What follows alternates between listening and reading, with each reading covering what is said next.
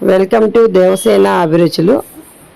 ఈరోజు మనము కోడి చికెన్ లివర్ గిజర్డ్ ఫ్రై చేసుకుందామండి. చూడండి ఎంత కలర్ఫుల్గా వచ్చిందో, చాలా బాగుంటుంది, చాలా టేస్టీగా ఉంటుందండి. ఇది పప్పుచారులోకి కానీ రసంలోకి కానీ సైడ్ పెట్టుకొని తింటే సూపర్గా ఉంటుందండి. ఇది అన్నంలోకి కూడా బాగానే కలుపుకోవచ్చు, మసాలా ఉంటుంది కాబట్టి. ఇప్పుడు మనం దీన్ని ఎలా చేయాలో చూపిస్తానండి. చికెన్ షాప్లో నుంచి 1 కిలో లివర్ గిజర్డ్ తెచ్చుకున్నామండి. వాళ్ళు నీట్గా చేయించారు, కానీ ఇంకా మనం నీట్గా కడుక్కోవాలండి. ఇవి చాలా శుభ్రంగా కడుగు పెట్టుకోవాలి. ఒక్కొక్కటి నీట్గా చేసుకోవాలండి. ఇవి చూడండి, నిమ్మకాయ సాల్ట్ 2 వేసి కడుక్కుంటే ఆ స్మెల్ అనేది పోతుందండి. కంపల్సరీ లెమన్ వేసి కడుక్కోవాలి. ఇప్పుడు స్టవ్ మీద కడాయి పెట్టి కడాయిలో ఆయిల్ వేసుకుందాము. ఆయిల్ హీట్ ఎక్కిన తర్వాత ఒక ఆనియన్ వేసుకుంటున్నామండి. ఆనియన్ కొంచెం వేగిన తర్వాత ఒక 1/2 స్పూన్ పసుపు వేసుకుందాము. 1 స్పూన్ సాల్ట్ వేసుకోవాలండి. ఎందుకంటే కిలో తెచ్చుకున్నాము, కానీ కిలో అంతా శుభ్రం చేసేటప్పటికి 750 గ్రాములు వచ్చాయి. ఇప్పుడు ఇవి కొంచెం ఆనియన్ వేగినాయి. ఇప్పుడు మనం అల్లం వెల్లిగడ్డ పేస్ట్ పెద్ద స్పూన్ నిండా వేసుకోవాలండి, 1 స్పూను. ఇది కూడా బాగా రెడ్గా వేగాలండి.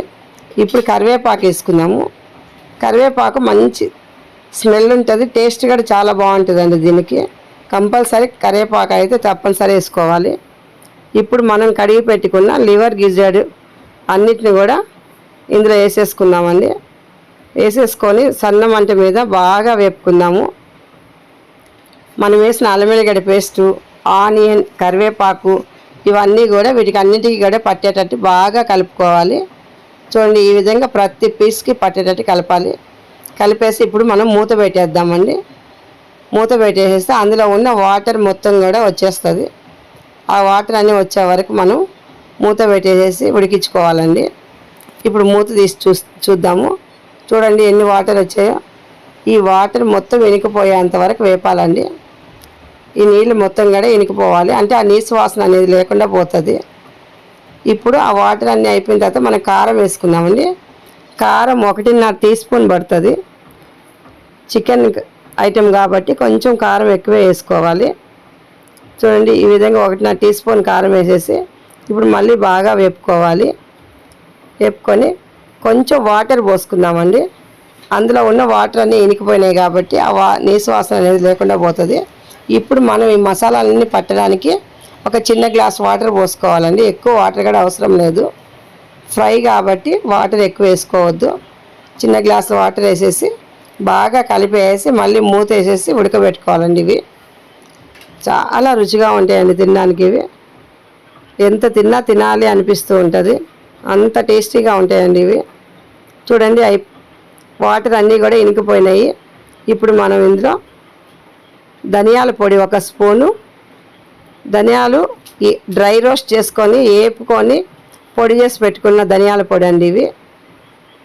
గరం మసాలా 1/2 టీ స్పూన్ వేసుకోవాలి. ఇవన్నీ కూడా బాగా మసాలా అంతా కూడా వీటికి అన్నిటికీ పట్టేటట్టు బాగా వేపాలండి. అసలు తడి అనేది లేకుండా వేగిపోవాలి. పొడి పొడిగా వచ్చే అంతసేపు ఫ్రై చేసుకోవాలండి. కర్రీ అయిపోవచ్చింది. ఇప్పుడు మనం కొంచెం కొత్తిమీర వేసుకుందాము. ఇది కూడా మంచి టేస్ట్ ఉంటుందండి కొత్తిమీర. ఈ నీసు వాసన అనేది పోవాలి కాబట్టి అన్నీ వేసుకుంటేనే బాగుంటుంది. ఆ పీసులు అన్నీ కూడా రెడ్ కలర్ వచ్చే అంతసేపు వేపాలండి. సిమ్లో పెట్టి చాలాసేపు ఫ్రై చేసుకోవాలి. ఇవి లైక్ చేయండి, షేర్ చేయండి, సబ్స్క్రైబ్ చేయండి. కొత్తగా మా ఛానల్ చూసే వాళ్ళు ఎవరైనా ఉంటే సబ్స్క్రైబర్ చేసి పక్కనున్న బెల్ ఐకాన్ నొక్కండి.